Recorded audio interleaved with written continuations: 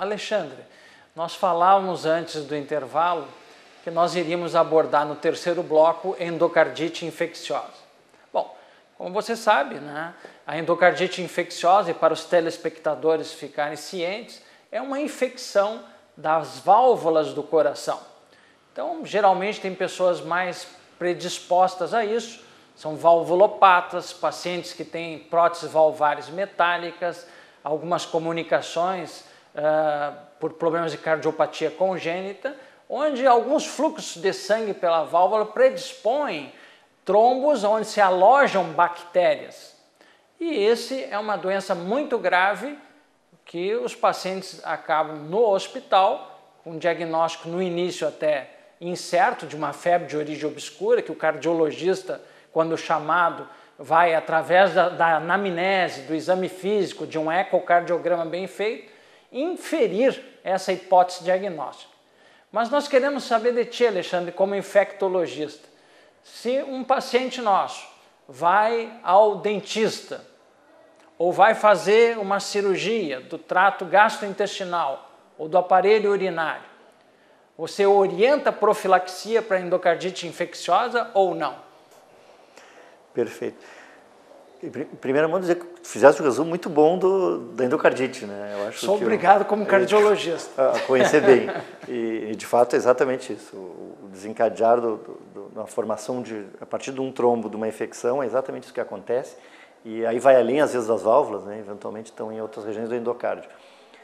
Em 2007, saiu a última, digamos assim, orientação que praticamente o mundo ainda segue, do ponto de vista do que a gente faz para prevenir, eventualmente, o surgimento do endocardite. Ela foi atualizada em 2008, isso é americano, né? E a Europa um pouco mais tarde, em 2009, mas de lá para cá, nós temos aí quase 3 anos, praticamente, se mantém as mesmas orientações do ponto de vista de quando a gente previne a endocardite através de antibiótico terapia.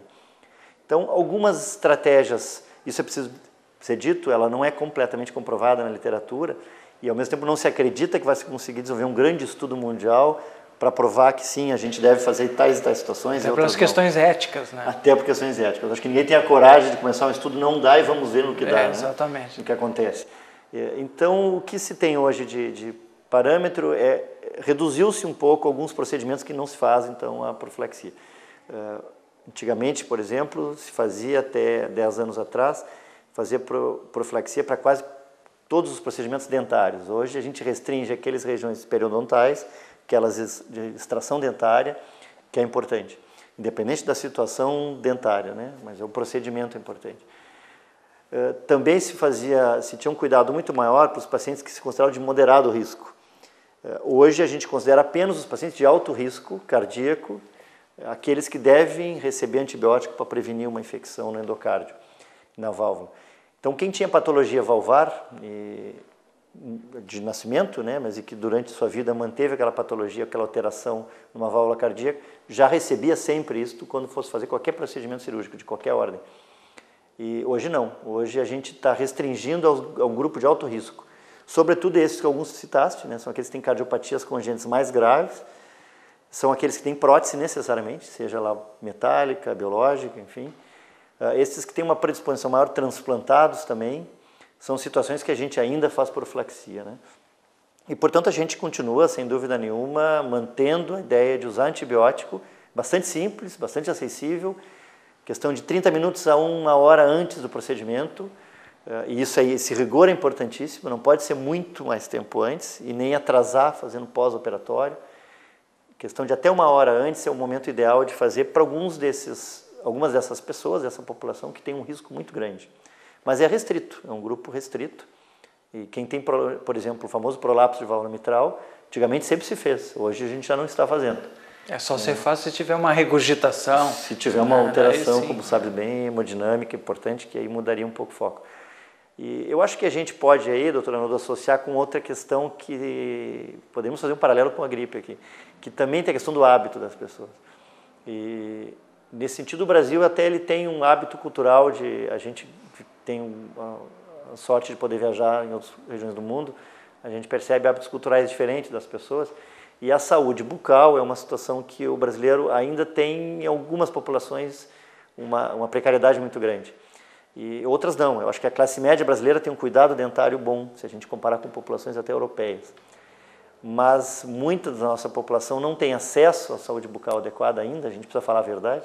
Tem melhorado isso, é verdade, nos últimos 15, 20 anos, mas ainda nós temos muito déficit disso, né? E a saúde bucal é um grande fator de risco, quer dizer, na verdade, um grande protetor para que a gente possa evitar a endocardite, uma infecção do endocárdio. E, enfim, é fundamental, né? Talvez uma das coisas assim, porque no último congresso de cardiologia que nós tivemos em Gramado, tinha uma mesa. Se nós, brasileiros, podemos aceitar as diretrizes americanas para a profilaxia da endocardite infecciosa. E como tu está discorrendo, né? A questão parece que está toda na saúde bucal e no nível de saúde pública, né?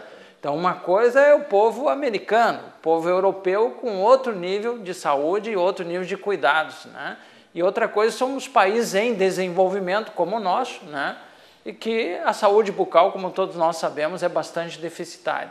Então, eu acho que isso, na mesa que teve lá entre os cardiologistas aqui do estado, é que balizou a tomada de decisão, né? Que tu poderia colocar. Então, como você colocou, né?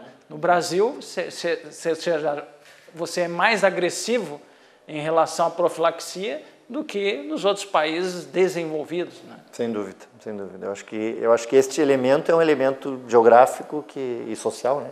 Socioeconômico, a gente não pode, digamos, abrir mão na análise de vai se fazer ou não uma profilaxia. Que a orientação brasileira, inclusive para gastrointestinal e higiene urinária, ela continua sendo bastante agressiva, né? Você faz antibiótico terapia. Lá não. Nos Estados Unidos, nos países da Europa, não tem essa ideia. Já se abriu mão. Já abriu mão. Por quê? Porque é outro tipo de... Perfeitamente. De todo modo, é preciso se dizer que é um antibiótico que é usado por pouco tempo e que, no mais das vezes, há um histórico de uso e um hábito que é muito menos deletério para as pessoas. Então, eu acho que, na dúvida, em situação epidemiológica, particularmente de condição dentária precária, eu acho que a gente pode, digamos assim, pecar um pouco por esse exagero. Acho que não há nenhum erro estratégico e nem, digamos assim, a gente estaria abrindo mão do rigor da literatura médica, enfim. Eu acho que isso... Alexandre, ontem eu falei para o Gerson Pereira de Oliveira, que é nosso cirurgião cardíaco do ICOR e lá do Hospital Universitário. Só amanhã eu tenho uma entrevista com o Alexandre sobre endocardite infecciosa.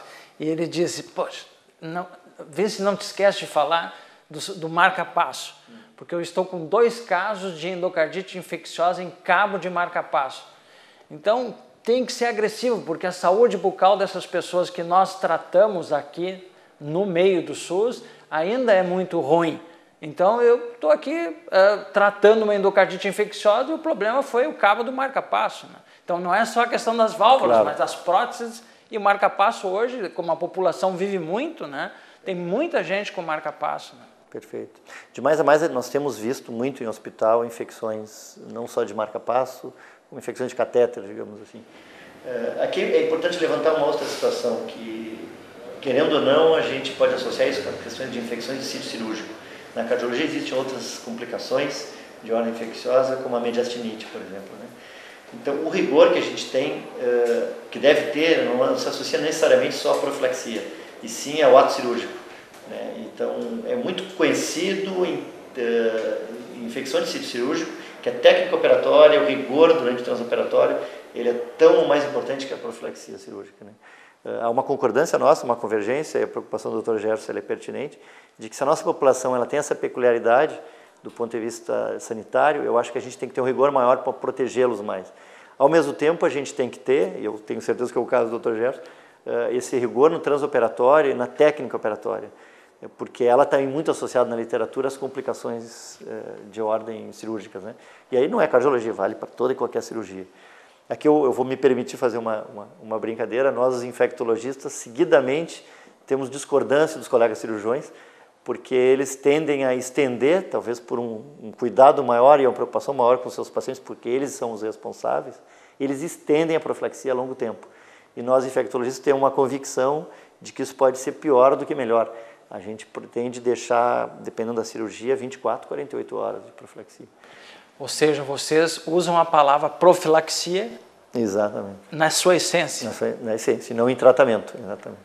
Bom, Então, nós estamos chegando ao programa hoje com o Dr. Alexandre Schwarzbold, infectologista do Hospital Universitário da Universidade Federal de Santa Maria, que nos deu a honra de sua presença aqui no ICOR.